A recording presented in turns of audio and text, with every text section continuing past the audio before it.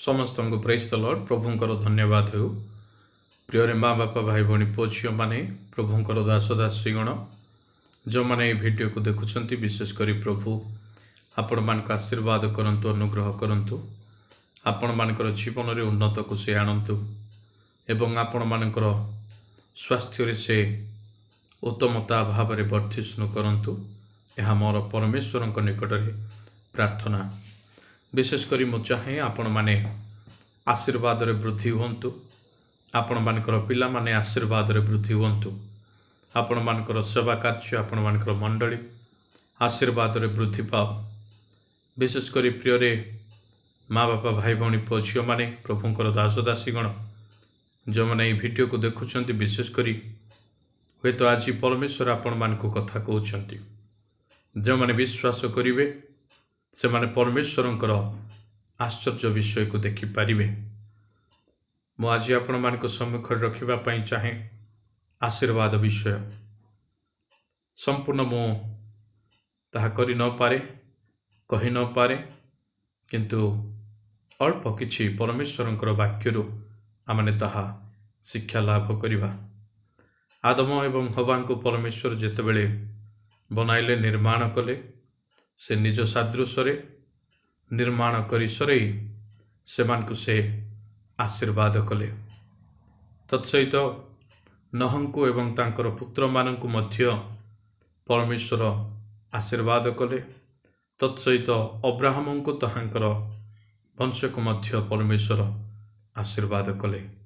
तो प्रिय माँ बापा भाई भौणी पुओ झील माने आदि पुस्तक जेतेबेले देखू आपण मानक ठारे जदि पवित्र बाइबल रही अछि तेबे ताहा आपण माने देखिबा पई पाइबे। आदि पुस्तक 1 पर्व 28 पद प्रभुंक वाक्य रे लिखा जाए, आ परमेश्वर सेमान को आशीर्वाद कले, पुणी परमेश्वर सेमान को कहिले प्रजावंत ओ बहुवंश हुओ, पुणी पृथ्वी की परिपूर्ण करी बसीभूत कर, आ जलचर मत्स्यगण ओ खेचर पक्षीगण ओ बहुचर उरगामी जंतुगण उपरे कर्तृत्व कर।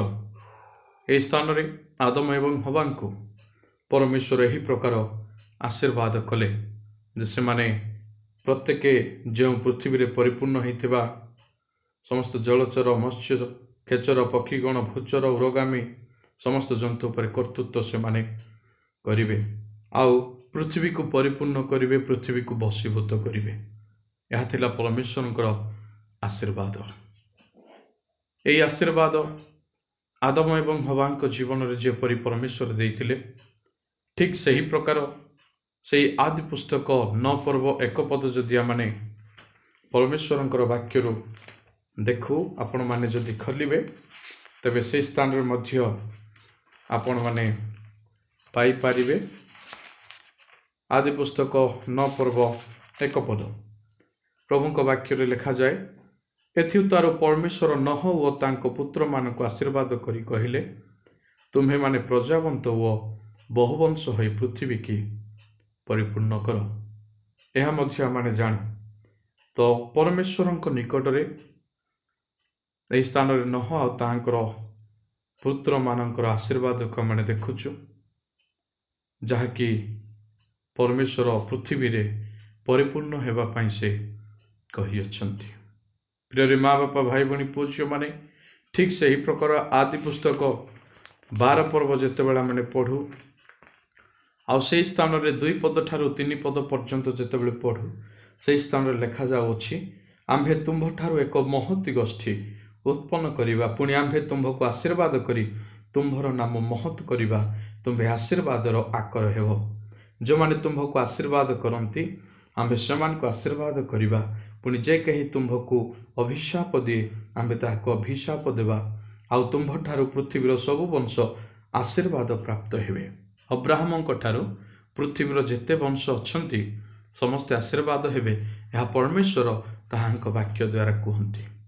प्रिय माँ बापा भाई भौणी पुओ झील माने प्रभुंकर सेवक सेविक माने यही आशीर्वाद आज आमान ठार रहिबा दरकार, आ यही आशीर्वाद आमने प्राप्त हेबा आवश्यकता रही अछि।